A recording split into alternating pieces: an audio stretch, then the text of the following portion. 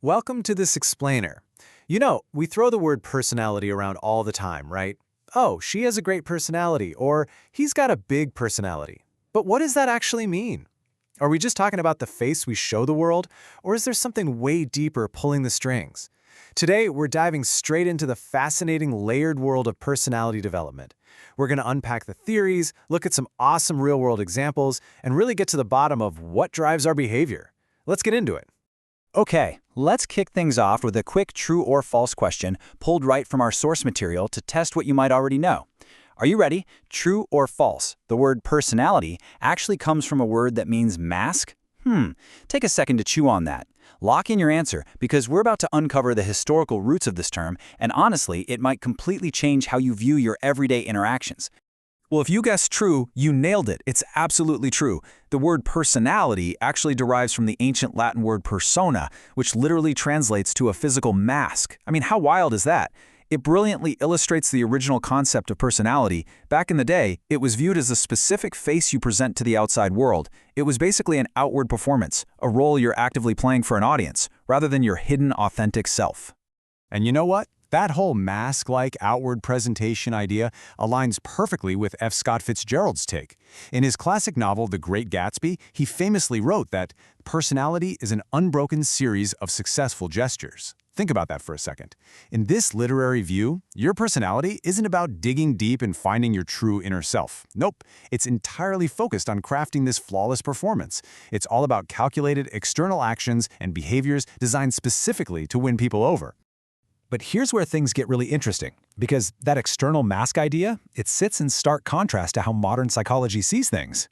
While Fitzgerald was all about the outward performance, researchers today define personality quite differently. The Cambridge Dictionary, along with researchers Weinberg and Gould, describe it as an internal, totally unique blend of traits. It's the specific combination of how we behave, what we feel, and how we think.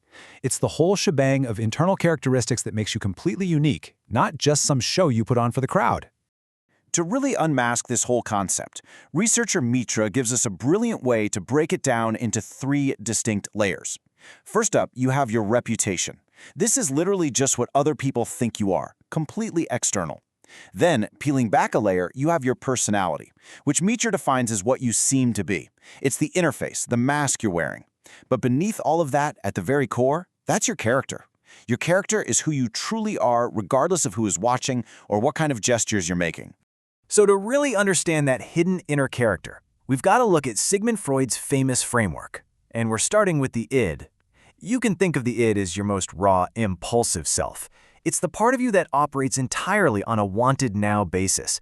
Like a toddler in a candy store, it's totally unfiltered and demands instant gratification without caring one bit about logic, rules, or the consequences.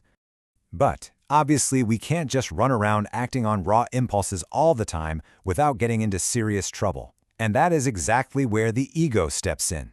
The ego is basically the realistic negotiator living in our minds. It operates in reality. It hears those screaming primal demands of the id, but it logically figures out practical, sensible ways to actually navigate the real world. It tries to get you what you want, but in a way that actually works within the boundaries of everyday society. Finally, acting as our internal judge, we have the superego. This is the strictly moral part of the psyche. It's that little voice constantly reminding you of societal rules, ethics, and values. It's a strict moral compass, keeping our actions fundamentally grounded in what's right. So, according to Freud's perspective, your ultimate personality is basically shaped by this constant, chaotic, internal tug-of-war between the impulsive id, the realistic ego, and the highly moral superego. Okay, so why does all this matter? Well, the crucial point is that when these underlying psychological forces drive your actions over and over again, they stop being just random habits. They actually solidify into recognizable personality traits. We're talking characteristic patterns of how you think, feel, and act. For instance, if you consistently give without expecting anything back, boom, that forms the trait of generosity. A deep belief in your abilities, that forms confidence. Whether we're talking about courage in the face of danger or shyness at a party, consistency is the key here. Repeated behaviors literally weave the core fabric of our personality. To see just how profound these consistent traits can be in the real world, we only need to look at the incredible progression of Malala Yousafzai. Her defining trait? Undeniable courage. First, she bravely spoke out for girls' education, despite facing direct, terrifying threats from the Taliban. Then, after surviving a horrific attack, her determination somehow grew even stronger. Ultimately, that deeply ingrained courage transformed her into a massive global inspiration. Her personality trait literally moved the needle on a global scale. Similarly, look at the phenomenal success of Google's CEO, Sundar Pichai. His path to the top wasn't just a stroke of luck. It was driven by a very distinct blend of traits. His humble beginnings in India kept him grounded, yet incredibly driven. He combined that with a highly collaborative, team-first approach to developing innovative products. Add his strategic, forward-thinking vision to the mix, and you get this unique personality cocktail that propelled him to the absolute forefront of the tech world. These incredible real-world stories prove beyond a doubt that personality is not just some static mask you wear for the crowd. It is a dynamic, powerful driver of success built on fundamental elements. And one of the most foundational elements? Intense dedication and hard work. When working hard becomes a consistent daily habit, it evolves into a defining trait of your character, an engine that constantly pushes you forward, no matter what obstacles pop up. But, as we all know, hard work alone isn't always enough, right? As we saw so clearly with Sundar Pichai, pairing that fierce dedication with genuine humility is what really sets the great leaders apart from the rest. Cultivating humility is all about remaining grounded. It ensures that no matter how successful or powerful you get, you stay entirely open to learning from others. And that openness, that is exactly what continually opens new doors and opportunities throughout your entire life. Furthermore, when you manage to combine that hard work and humility, you naturally foster something incredibly powerful: collaboration. When your specific personality traits allow you to genuinely work well with others, it's like a game changer. You essentially create this massive multiplier effect. You upgrade from what you could achieve all by yourself in isolation, and you massively amplify those individual strengths through the collective power of a team.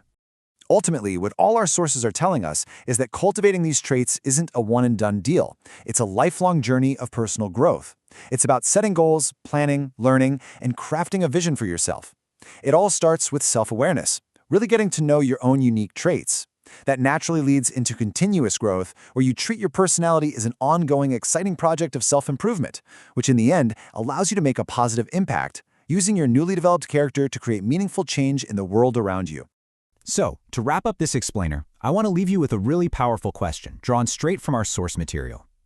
True personality development requires taking action, right? So think about a time recently when you had to step outside your comfort zone. How did that challenging experience actually contribute to your own personality development? Next time you face the unknown, remember this: you aren't just putting on a mask for people. You're forging your true, core character.